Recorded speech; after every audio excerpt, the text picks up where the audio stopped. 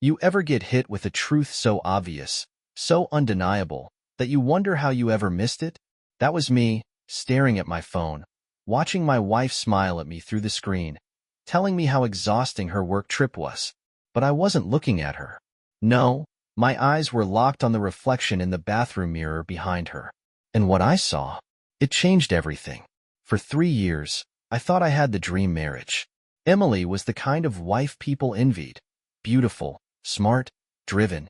The type of woman who made everything seem effortless, from her career to her friendships to the way she always seemed to know exactly what to say.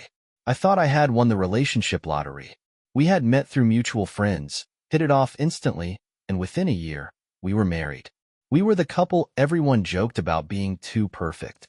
No big fights, no drama, just two people who were deeply in love and building a life together. Or at least, that's what I thought. Emily worked in finance, which meant travel. Big meetings, corporate retreats, networking events. She was always on the move, hopping from city to city like it was no big deal. I never minded. If anything, I admired it. She had worked hard to get where she was, and I never wanted to be the insecure husband who made her feel guilty for being successful. So when she told me she had a last-minute work trip to Miami, I didn't even blink. Just kissed her goodbye, told her to have a good trip, and went about my week like normal. The first night she was gone, she called me from the hotel. We FaceTimed for a few minutes, nothing unusual. She looked tired, told me about some long meetings, and I told her about how boring my day had been. Then, the second night came. Another call, another check-in, but this time, something was off. She was too happy, too glowing, not the exhausted, overworked woman she usually was during these trips. It wasn't a huge red flag, just a nagging little feeling in the back of my head. Then she said she was about to take a bath before bed, and turned her phone slightly to show me the massive hotel bathroom. And that's when I saw it. A man's watch, sitting neatly on the bathroom counter behind her. A silver Rolex. Not hers. Not mine. It was just there, staring at me, clear as day. And the moment I saw it, something inside me snapped. She had no idea. No idea that her little romantic getaway had just been exposed. No idea that her perfect lie had just unraveled with one careless mistake. And now, I was about to find out exactly how deep this betrayal went. I stared at the screen, my mind racing, my body completely still. Emily kept talking, her voice smooth, casual, completely unaware that she had just torn her entire world apart with one tiny mistake. I must have nodded at the right times, maybe forced out a chuckle, because she didn't notice anything was wrong. But inside, I was already gone. The moment the call ended, I sat there, my phone still in my hand, replaying what I had just seen over and over in my mind. A man's Rolex. Expensive. Neatly placed on the bathroom counter like it belonged there. Because it did. Because he did. And now, the floodgates opened. Every little weird thing over the last few months suddenly made sense. The late-night text she answered with her phone tilted away. The new perfume she started wearing, one I had never smelled on her before. The business trips that seemed to come up out of nowhere, always at the last minute, always longer than expected. The times she came home too tired, too distant, too distracted. I had been blind. Or maybe I had just convinced myself that I was overthinking. That Emily was too smart, too put together, too perfect to be sloppy enough to cheat. But she wasn't perfect. She was lazy. Lazy enough to let me see the truth with my own eyes. I wasn't going to explode. Not yet. I had seen too many people let their emotions take over, lose control, give the cheater the upper hand. Emily was the type who could talk her way out of anything. I had seen her charm her way through impossible situations at work, seen her flip conversations so smoothly that people walked away thinking they had been wrong all along. I wasn't going to give her that chance. I needed proof. So I did what any betrayed husband would do. I started digging. I opened my laptop, went to our shared cloud account. Emily was organized to the point of obsession, always saving everything. Hotel reservations, flights, work receipts, it was all there. And what I found, she had never booked a hotel in Miami. There was no reservation under her name, no flight under her frequent flyer number, nothing. Instead, I found a different reservation, one at a luxury resort, for two. paid for with a credit card I didn't recognize. My heart was pounding, my hands shaking, but I kept going. If she had been stupid enough to slip up once, she had been stupid enough to slip up before. Her emails. There it was. An exchange between her and a man named Ryan. Can't wait for this weekend. Counting down the hours. Booked the couple's spa package. Hope you're ready to be spoiled. My stomach turned. I clicked on Ryan's profile, scanning his email signature. Corporate consultant. Lives in Chicago. Married. Married. Emily wasn't just cheating. She was playing house with another married man. And now, I had everything I needed. I sat back, exhaled slowly. This wasn't just about confronting her. This was about destroying her illusion. She thought she was untouchable. She thought she was the smartest person in the room. She had no idea what was coming next. I sat there, staring at my screen, my pulse pounding in my ears, letting the weight of it all settle in. I had the proof. I had the names. I had the receipts. My wife, the woman who stood up in front of our friends and family, the woman who swore she loved me, the woman who promised loyalty and forever, was sneaking off to luxury resorts, getting couples massages, lying in hotel beds that weren't ours with a married man from Chicago. And now? Now she was in Miami, or at least that's what she wanted me to believe. In reality, she was probably wrapped in Ryan's arms, drinking overpriced cocktails by the pool, laughing at how easily I had fallen for her lies. She probably thought she had gotten away with it. She probably thought I was at home, playing the role of the faithful husband, waiting for her to come back and tell me how exhausting her work trip had been. She probably thought I'd never question her, never check, never see the watch in the reflection. She was wrong. But I wasn't about to throw everything away by confronting her over the phone. No, that was too easy. Too predictable. She'd just cry, deny, spin some ridiculous story, maybe even gaslight me into thinking I was imagining things. I could already hear her voice. You really think I'd do that to you? To us? She was a natural liar, and I wasn't about to let her twist this into something I couldn't prove. If I was going to do this, I needed to do it right. I started making calls. First, to my lawyer. A divorce was already a certainty, but I wasn't about to let Emily walk away with a single thing that belonged to me. I wanted the house, the accounts, everything I had built before she slithered into my life. By the time she landed back home, she'd be walking into a legal ambush so tight she wouldn't even have time to catch her breath before the world crashed down around her. Then, I made another call. This one was to Ryan's wife. She deserved to know. It was easy to find her.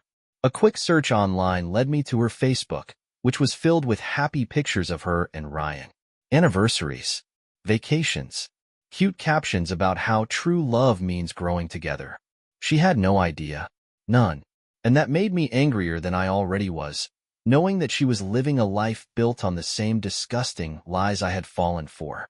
I took a deep breath and dialed. She picked up on the third ring, cheerful, unsuspecting. I told her everything. At first, she didn't believe me. Then, I started sending the proof, the emails, the reservations, the screenshots of their conversations, the pictures of Ryan's stupid Rolex sitting on the bathroom counter of my wife's hotel. Silence. Then a single breathless whisper, "Oh my God." That was all I needed to hear. Ryan was about to have a very bad day. But I wasn't finished yet. Emily had spent months, maybe years, sneaking around, spinning a fantasy where she got to have everything. The devoted husband at home, the exciting lover on the side, the luxurious secret double life. And I was about to take all of it away. I sent the evidence to her boss. Her job depended on trust, image, reputation. A scandal like this? Not great for business. Then, I pulled the final trigger. I bought a last-minute flight to Miami. She had no idea I was coming. She had no idea that when I walked into that resort, I would be carrying the wrecking ball that was about to destroy her entire life. And the best part? She wasn't going to see it coming. The flight to Miami felt like the longest few hours of my life. Every second that passed, I imagined Emily sitting by the pool, sipping cocktails with Ryan, laughing at how easy it was to fool me. I imagined her lying in a hotel bed that wasn't ours, tangled up with a man who thought he was invincible. I imagined them waking up in the morning, stretching, getting ready to spend another day in their little fantasy world, completely unaware that I was on my way to burn it all to the ground. Tracking them down wasn't hard. Emily had always been meticulous with details, and when she booked her Miami trip, she used our shared rewards account for a discount. Rookie mistake. It took me less than 5 minutes to pull up the reservation details. A luxury beachfront resort, a suite for two, booked under her name, and a man who definitely wasn't her husband. By the time I arrived, the sun was starting to set, casting long shadows across the pristine white sand. The place was packed. Tourists, honeymooners, couples walking hand in hand. I walked through the lobby like I belonged there, head high, shoulders squared, rage barely contained beneath the surface. The receptionist barely glanced at me when I walked past, too busy with check-ins to question whether I was a guest. I spotted them almost immediately. They were lounging by the pool, side by side, drinks in hand, looking as relaxed as if they didn't have a single care in the world. Emily was laughing at something Ryan had said, tilting her head in that way she used to when she was trying to look effortlessly charming. It made me sick. I didn't hesitate. I walked straight up to them, my footsteps lost in the noise of music, splashing water, and laughter. Emily must have felt my presence before she saw me, because the second she turned her head and locked eyes with me, the blood drained from her face. For a moment, she just stared, her brain clearly trying to catch up to reality. Then she opened her mouth, but before she could get a word out, I grabbed Ryan's drink off the table and threw it straight into his lap. Gasps. People turning to watch. Good. Let them see. Ryan jumped up, sputtering, looking between me and Emily with wide eyes. What the heck? He barked, shaking off his soaked shirt like that was his biggest problem right now. Emily shot up, her hands out in front of her, panic spreading across her face. Wait, just listen. But I wasn't listening. I wasn't here for excuses. You thought I wouldn't find out? My voice was steady, but everyone within earshot could feel the raw rage behind it. You really thought you could sneak off to paradise with him while I sat at home playing the fool?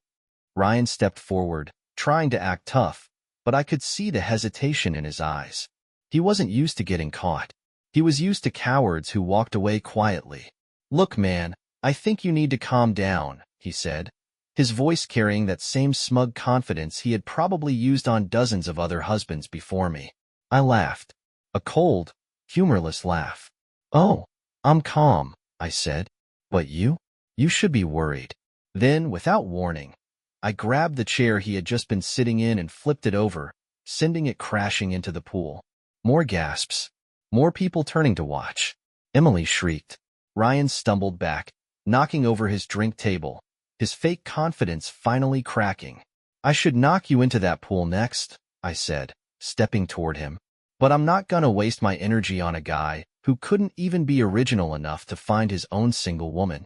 Emily grabbed my arm, desperation in her grip. Please, stop. We can talk about this. I ripped my arm away.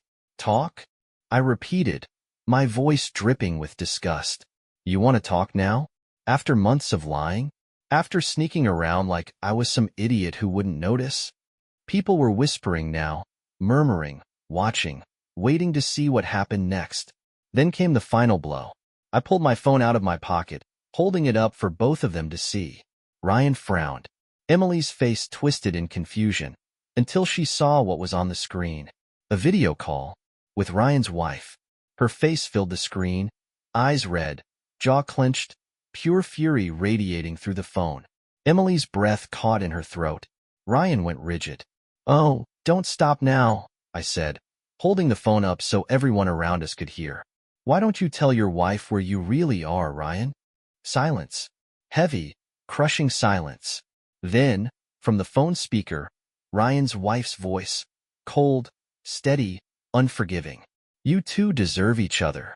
Ryan lunged for the phone, but I pulled it back. Too late for that, I said, pocketing it. She already knows everything, just like your boss. Ryan's entire body locked up. Emily gasped. You didn't. I turned to her, letting my voice drop lower. Oh, I did. You think you were just ruining our marriage? You were ruining your whole life. Your job? Gone. Your reputation? Gone. Everything you thought you could get away with? I leaned in just enough so only she could hear me. It's over. She collapsed into the chair, her hands shaking, her face blank with shock. Ryan bolted, literally grabbed his stuff and ran like the coward he was, leaving Emily to deal with the mess.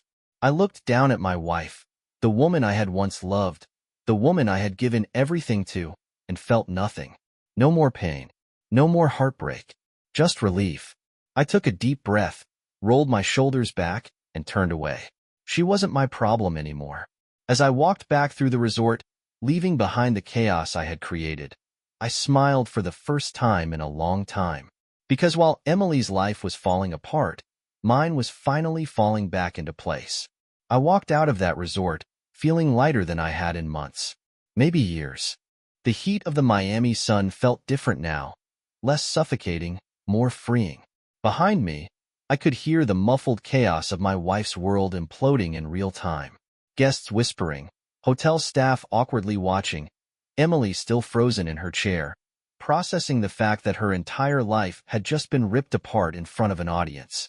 Ryan was probably already speed-walking to an Uber, trying to figure out if his wife had changed the locks yet. I didn't care. None of it was my problem anymore. But I wasn't done. Not yet. This wasn't just about catching her. It wasn't just about the humiliation. It wasn't just about making her feel a fraction of the pain she put me through. No, this was about something much bigger. Emily thought she could live a double life. Thought she could keep her perfect, successful image while sneaking off to play house with someone else. She thought she could juggle two men, two realities, two different versions of herself, and never get caught. She thought she was too smart, too careful, too untouchable. She was wrong.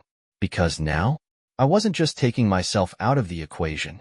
I was making sure she had nothing left to stand on. By the time I got back to my hotel room, my phone was still vibrating with messages. Calls from Emily, ignored. Calls from mutual friends, people who had probably heard the story already, ignored. But there was one notification that made me smile. An email from her boss. Short. Formal. We need to talk. She was finished. Emily worked for a high-end financial firm, the kind of place that built its entire image on discretion, professionalism, and reputation. It wasn't the kind of company that tolerated scandal. It definitely wasn't the kind of company that wanted one of their senior executives going viral for getting caught cheating at a five-star resort. I had sent the evidence to them just before boarding my flight, with a polite note asking if this was the kind of leadership they promoted. I didn't have to do anything else. The damage was already done. But I wasn't done yet. I logged into our shared bank accounts, or rather, what used to be shared. While she was busy sipping mojitos with Ryan, I had already transferred everything out. Every last cent I had contributed. The house? Also gone. My lawyer had already started the paperwork, and since the mortgage was in my name, she'd have exactly 30 days to pack her things and figure out where to live next. She had lost me. She had lost her career. She had lost her home. And now, it was time for the final blow. Ryan's wife had been very appreciative of the information I sent her. She had spent the last 24 hours blowing up my phone, feeding me everything I needed to completely dismantle whatever was left of Emily's lies. Turns out, Ryan had promised Emily a future, one that never existed. He had told her he was leaving his wife, that they'd start over together, that soon. It would just be the two of them. Classic. Emily had been ready to throw everything away for a man who never planned to stick around. And now, she was going to realize just how alone she really was. I pulled up my messages and typed out one final text. I hope he was worth it, because he's not leaving his wife. And now, you've lost everything for nothing. Then, I blocked her number. For good. I could almost picture her reaction. The panic, the anger, the regret, the slow, creeping realization that she had backed herself into a corner she would never escape from. I could see her scrolling through her contacts, desperately trying to find someone, anyone, to help her pick up the pieces, only to realize that there was no one left. Her friends? Gone. Her job? Gone. Her new boyfriend? A lie. And me? I was already on a plane heading back home, because my life was just beginning, and Emily's was over. I leaned back in my seat as the plane took off, watching the city of Miami shrink beneath me. There was no anger left in me, no regret, no sadness, just a quiet, satisfying sense of completion. The kind you feel when you finally close a chapter that should have ended long ago. Emily was finished. And the best part? I didn't even have to lift a finger to destroy her. She did it all by herself. By the time I landed back home, the fallout was already in full swing. My lawyer had left a message. She's been served. Divorce will be clean. You'll keep everything. Perfect. My bank account was untouched. My assets were protected, and Emily? She had exactly 30 days to get out of what was now my house. Then came the final update. Her job? Gone. Not just suspended, fired. The firm had reviewed the situation and decided that her behavior was a liability to their reputation. The moment I read that email, I could almost hear the echo of her sobs, picture her sitting alone, staring at the screen, realizing that her entire future had just disintegrated. And Ryan? He did exactly what I knew he would do. Ghosted her. Vanished the second his wife took half of everything he owned. No apologies. No, we'll figure this out. Nothing. Just silence. Emily had destroyed our marriage for a man who didn't even have the decency to break up with her in person. Karma. I went back to living. I moved into a new place, started traveling, started seeing friends I had neglected during the years I spent being Emily's oblivious husband. And the more time passed, the less I thought about her. Until one day, months later, when I got one last message from her. A single text. I don't know who I am without you. Please, can we talk? I didn't reply. I didn't need to. She had made her choice. And now, she had to live with it. Me? I was finally free. And that was the greatest revenge of all.